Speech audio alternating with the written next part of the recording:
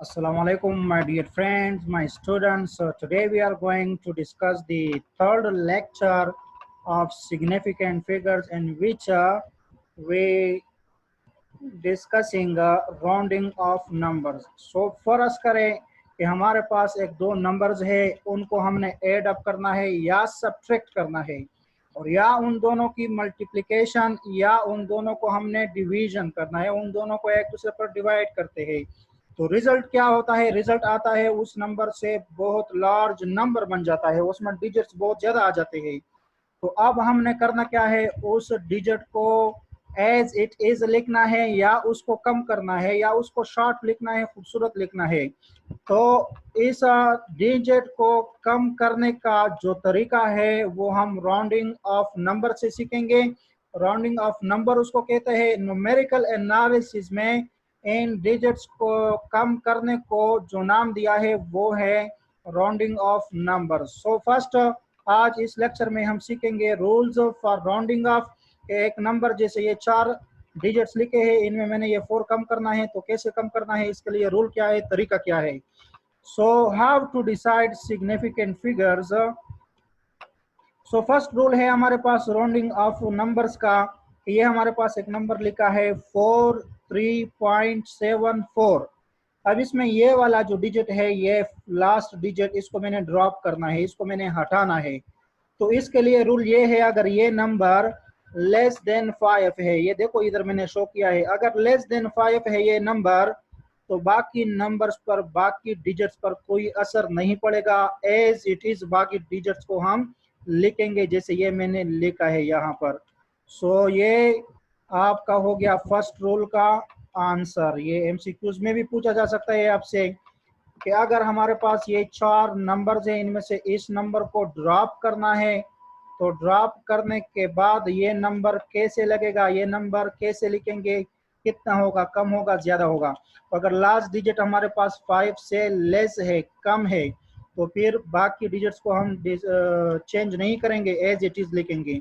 Second rule की तरफ आ जाए। सेकेंड रूल है, अगर हमारे पास ये लास्ट डिजिट 5 से ग्रेटर हो, ग्रेटर देन 5, अगर ये लास्ट डिजिट ग्रेटर देन 5 हो, तो फिर ये जो सेकेंड लास्ट डिजिट है इसकी एक नंबर इंक्रीज करेंगे, इसको एक इंक्रीज करेंगे, तो ये 7 है, देखो इधर 8 बन गया। ये था हमारे पास second rule of rounding off numbers का। अब थर्ड पार्ट की तरफ आ जाए। अगर हमारे पास नंबर 5 आ जाए, लास्ट डिजिट जो है वो 5 के इक्वल आ जाए, तो फिर हमने क्या करना है, फिर हमने देखना है ये जो सेकेंड लास्ट डिजिट है, अगर ये ऑड नंबर हो, अगर ये ऑड नंबर हो, तो फिर इस सेकेंड लास्ट डिजिट को 1 इंक्रीज करना है, तो ये 7 के बजाय 8 बन जाएगा। ये आप लोगों ने देख लिया। लेकिन अगर ये नंबर लास्ट डिजिट हमारे पास 5 के बराबर हो और सेकेंड लास्ट डिजिट जो है वो हमारे पास इवन नंबर हो, तो फिर हम इस सेकेंड लास्ट डिजिट को चेंज नहीं करेंगे, एज इट इज बाकी नंबर को लिखेंगे। तो ये याद रखना है, 5 हो, अगर सिर्फ 5 हो, अगर 50 हो तब ये इवन नंबर हो, तब भी ये जस्ट 6 ही लिखेंगे। लेकिन अगर यहाँ पे 5 से नंबर 50 से मतलब बढ़ जाए, जैसे 51 या 52 या 53, तो फिर हम इस इवन को भी नहीं देखेंगे, फिर इसको डायरेक्ट इंक्रीज करेंगे। सो अब देखते हैं इसके कुछ एग्जांपल्स, इस पर कुछ एमसीक्यूज करते हैं।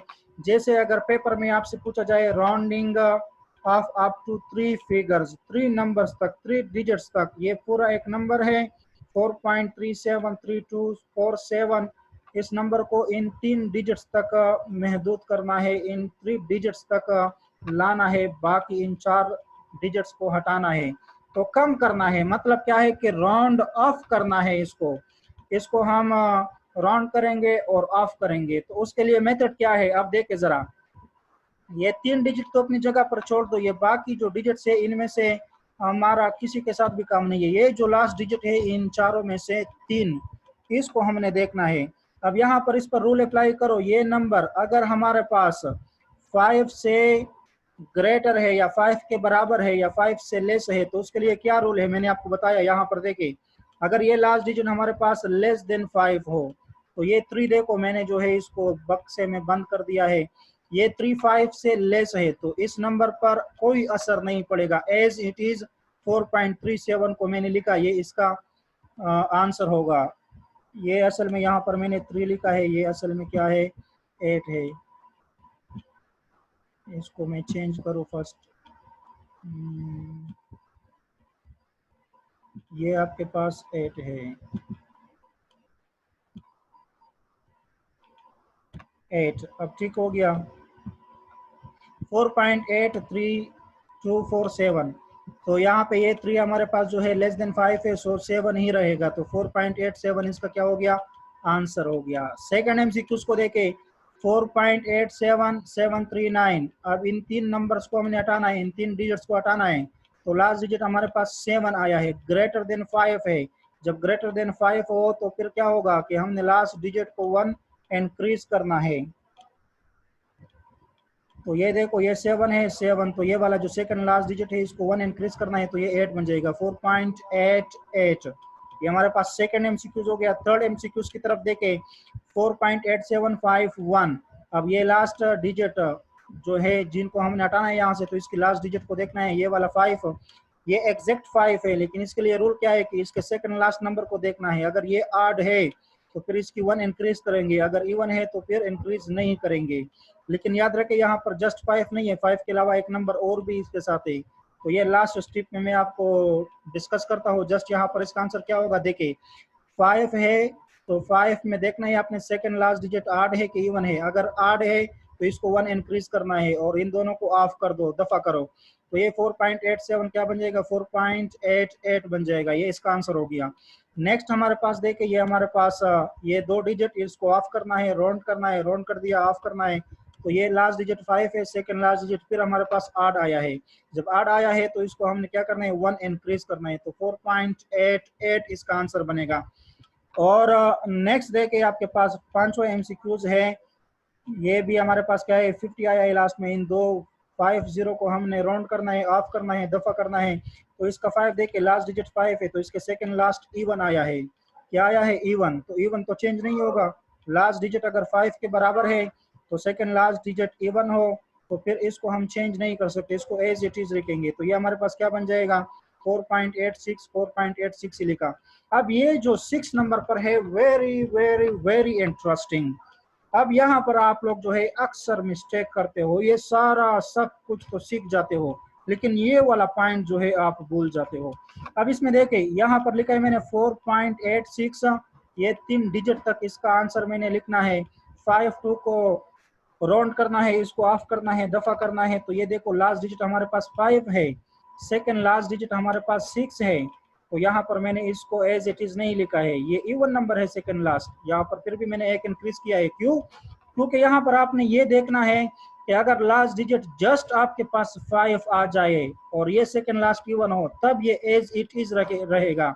लेकिन अगर ये 50 से बढ़ जाए, जैसे ये 50 था, ये 50 था, तो ये 51 हो गया, तो 51 यहाँ पर देखिए ये 0 से 50 तक है, तो ये मतलब 0 कंसीडर किया जाएगा, ये बाकी नंबर चेंज नहीं होंगे। जैसे ये वाला जो नंबर है अगर ये 50 तक है तो ये 0 कंसीडर होगा, ये मूव करेगा टुवर्ड दी 0। लेकिन अगर ये 50 से बढ़ जाए 51, 52, 53 जो भी हो, तो फिर वो डायरेक्ट 100 की तरफ बढ़ जाता है, फिर ये चेंज होगा। जब चेंज हो जाता है तो यहाँ पर इसकी 6 को हमने 1 इंक्रीज करना है। अगर ये जस्ट 5 होता फिर मैं 6 ही लिखता यहाँ पर, लेकिन जस्ट 5 नहीं है, मतलब 50 से बढ़ जाए तो फिर इसको हमने देखना नहीं है कि ये इवन है ऑड है, फिर इसको 1 इंक्रीज करना है। तो यहाँ पर मैंने 1 इंक्रीज कर दिया, 4.87 इसका आंसर रहा। जैसे ये 5 0 का तो कुछ वैल्यू नहीं है, लेकिन यहाँ पे 5 तो सेकंड लास्ट डिजिट इवन है तो ये चेंज नहीं होगा। लेकिन यहाँ पर अगर 5 और उसका साथी जो है दूसरा नंबर 1 2 3 में आ जाए तो फिर वो क्या होगा, ये नंबर इवन जो है ये 1 इंक्रीज होगा। और अगर ये मतलब 50 हो या 50 से कम हो तो फिर ये नंबर एज इट इज रहेगा, ये चेंज नहीं होगा।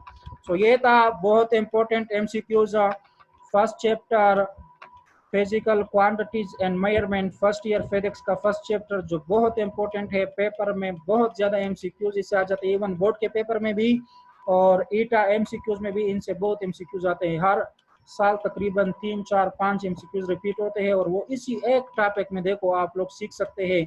3 4 5 मिनट का टॉपिक है, तो इसको जरूर देखें। इसको ज़रूर सीखें।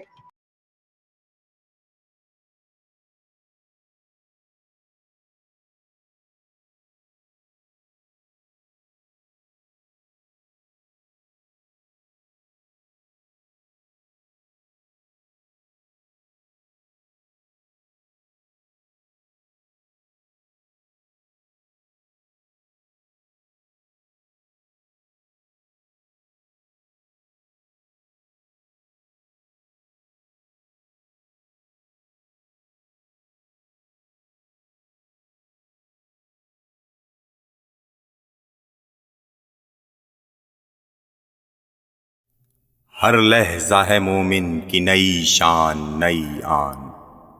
गुफ्त